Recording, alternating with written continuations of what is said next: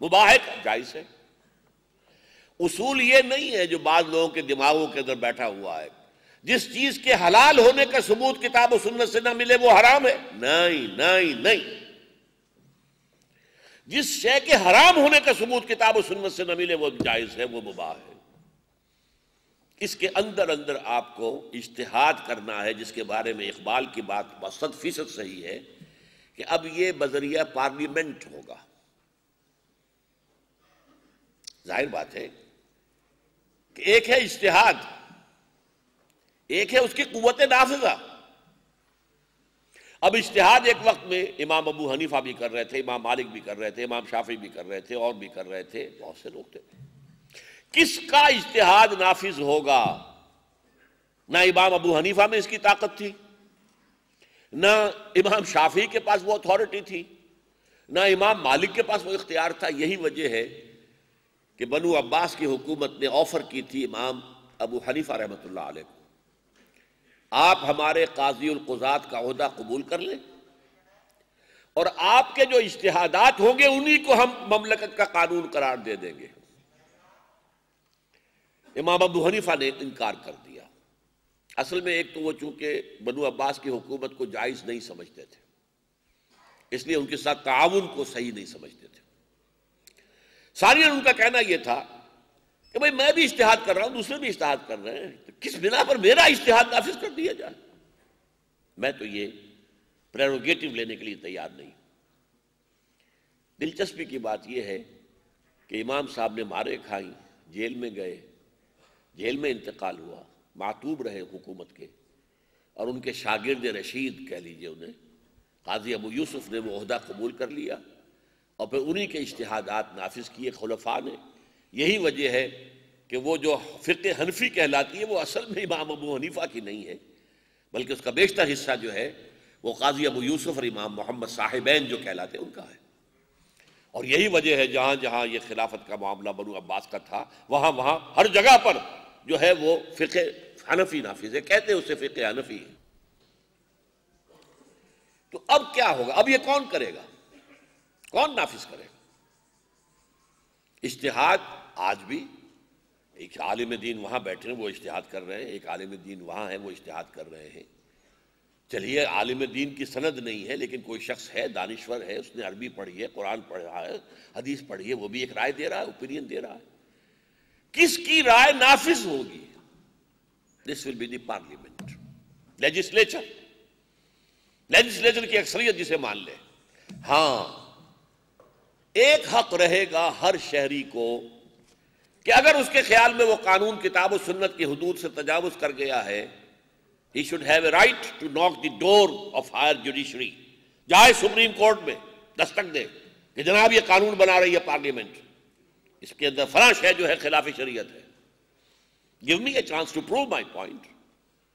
وہ مقدمہ سنیں گے، علماء کو بلائیں گے، جورسٹ کنسلٹس کو بلائیں گے، دانشوروں کو بلائیں گے، آؤ آرگو کرو، اور اگر ثابت ہو جائے کہ واقعتاً یہ شے جو ہے کتاب و سنت کے منافی ہے تو فیصلہ جوڈیشری کا ہوگا، اور وہ جو ہے اس کا اعلان کر دے گی۔ اگر وہ کوئی مرکزی حکومت کا معاملہ ہے تو مرکزی حکومت کو نوٹس چلا جائے گا، اور اگر صوبائی کا ہے تو صوبائی حکومت کو، کہ ود ان دس پیریڈ 4-6 مہینے کے اندر اندر اس شق کی جگہ یا اس قانون کی جگہ آلٹرنیٹ لیجسلیشن کر لیجئے، ورنہ فلاں تاریخ کو یہ نل اینڈ وائڈ ہو جائے گا، ایک ویکوم کریٹ ہو جائے گا قانونی ڈھانچے کے اندر۔ یہ حق ہونا چاہیے، اس لیے کہ کوئی شے کتاب و سنت سے تجاوز کر گئی ہے یا نہیں کر گئی ہے، یہ پارلیمنٹ کے حوالے نہیں کیا جا سکتا۔ یا تو پھر پارلیمنٹ صرف علماء پر مشتمل ہو تو وہ تھیوکریسی بن جائے گی۔ اگر جلسوں میں جا کر معاملہ کریں گے تو وہاں تو ہنگامے ہوں گے اور فساد ہوں گے۔ ایک ٹیکنیکل ایشو ہے، whether such and such legislation, piece of legislation, or any part of it, any section of it, has crossed the limits of the Sharia. This is a technical issue. لہذا اس کو court کی ٹھنڈی فضا میں، ٹھنڈے ماحول میں دلائل کے ساتھ تھریش آؤٹ کر کے فیصلہ کرے، اور جوڈیشری ہی ہوتی ہے کہ جو جدید ریاست کے اندر کسٹوڈین ہوتی ہے کانسٹیٹیوشن کی، کانسٹیٹیوشن کو انٹرپریٹ بھی وہی کرے گی، جوڈیشری کرے گی۔ لہذا یہ ہو گیا معاملہ عدلیہ کا اور لیجسلیچر کا۔ انتظامیہ کا چیف ہیڈ خلیفہ، ایگزیکٹو ہیڈ، لیکن وہ ساری عمر کے لیے نہیں ہوگا، وہ تینوں شعبوں کو ہیڈ نہیں کرے گا،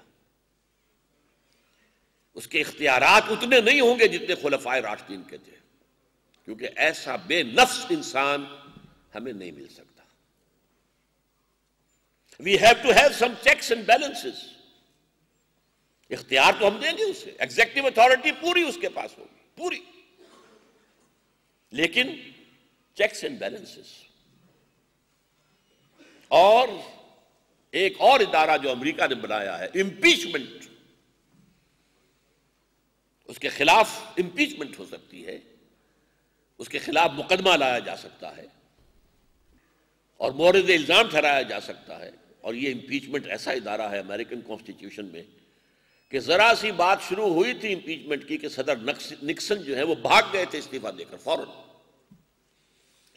یہ تو اس بل کلنٹن کی جو ہے تھی ڈٹائی کہہ لیجئے، کہ وہ جو مونیکا کیس ہوا تھا اس کے اوپر بھی وہ کھڑا رہا، معافیاں بھی مانگی، تسلیم بھی کر لیا، لیکن کھڑا رہا، اور لیکن بعد میں طے یہی کیا کہ امپیچ نہیں کریں گے ہم، بچ گیا امپیچمنٹ سے۔ بہرحال یہ معاملہ جو ہے اس کو اب میں سم اپ کر رہا ہوں، اور وہ ایک واقعے کے حوالے سے۔ جب میں نے پہلی مرتبہ یہ تقاریر کا سلسلہ کیا تھا، یہ 92-93 کی بات ہے، خلافت کی تحریک کا آغاز، تو یہاں جو کونسلیٹ ہے امریکن، اس کے پولیٹیکل سیکریٹری مسٹر سی ای کول یا سی ایم کول، کول ضرور تھا ان کے نام کے ساتھ، وہ میرے پاس آئے، ایک اپنی کونسلیٹ کے مسلمان پاکستانی ملازم کو ساتھ لے کر آئے۔ انہوں نے مجھ سے پوچھا کہ آپ مجھے بتائیے کہ خلافت کیا ہے، آپ خلافت کی بات کر رہے ہیں، خلافت سے مراد کیا ہے؟ میں نے کہا دیکھیے میں لمبی بحث میں، فلسفیانہ بحثوں میں نہیں جانا چاہتا۔ Take your American constitution and put 4 things in it, and it will become the best caliphate of today. Number 1, put it down as clause 1. Sovereignty here belongs to God. Clause 2, no legislation will be done repugnant to the book of God and the tradition of his messenger. Number 3, the decision whether something has crossed the limits of the Sharia, injunctions of Quran and Sunnah, this will be taken, this will rest on the higher judiciary. Number 4, non-Muslims will be protected minority, not equal citizens. Put these 4 things in your constitution and it will become the best caliphate of today. آج کا بہترین خلافت کا نظام وجود میں آ جائے۔ تو یہ اس کو سمجھانے کے لیے تھا، لیکن اب میں ذرا چاہتا ہوں کہ ان چیزوں کے علاوہ بھی بعض مسائل ہیں کہ جو لوگوں کو بہت ہانٹ کرتے ہیں، ان کے ذہنوں میں ہیں، اور اسی کی وجہ سے جب جنرل ضیاء الحق صاحب نے فیڈرل شریعت کورٹ بنائی تھی تو اس کے دائرہ کار سے کچھ چیزوں کو نکال دیا تھا، اس خوف کی وجہ سے۔ وہ خوف کیا ہے، وہ مسائل کیا ہے؟ Number 1، it's up to you, یہ آپ کا فیصلہ ہے، یونٹری گورنمنٹ بنائیں یا فیڈرل اسٹیٹ بنائیں۔ قرآن نے نہ کسی کو لازم کیا نہ کسی کو حرام کیا، مباحات میں سے ہے۔ یونٹری کا مطلب کیا ہے سمجھ لیجئے کہ پورا ملک ایک ہی یونٹ ہے، بس۔ بنگلہ دیش آبادی میں ہم سے زیادہ ہے، وہاں کوئی صوبے نہیں ہے، کوئی گورنر نہیں ہے، کوئی صوبائی اسمبلیاں نہیں ہیں، بس مرکزی اسمبلی ہے جو ہے۔ ایران ہم سے آبادی میں شاید آدھے سے بھی کم ہے لیکن رقبے میں زیادہ ہے، وہ بھی یونٹری ہے، نو پروونسز۔ یہ ہے یونٹری نظام۔ اور اگر 1 یونٹ برقرار رہتا تو مشرقی پاکستان کے علیحدہ ہونے کے بعد یہ بھی ایک یونٹری حکومت ہوتی، صوبائی اسمبلیاں وغیرہ کچھ نہ ہوتی۔ دوسرا نظام کیا ہے؟ فیڈرل نہیں، آپ اس کے چھوٹے ٹکڑے بنائیں، انہیں پروونسز کہیں یا اسٹیٹس کہیں۔ ہم پروونس کہتے ہیں، انڈیا میں اسٹیٹس کہلاتی ہیں، امریکہ میں اسٹیٹس ہیں، یونائٹڈ اسٹیٹس آف امریکہ۔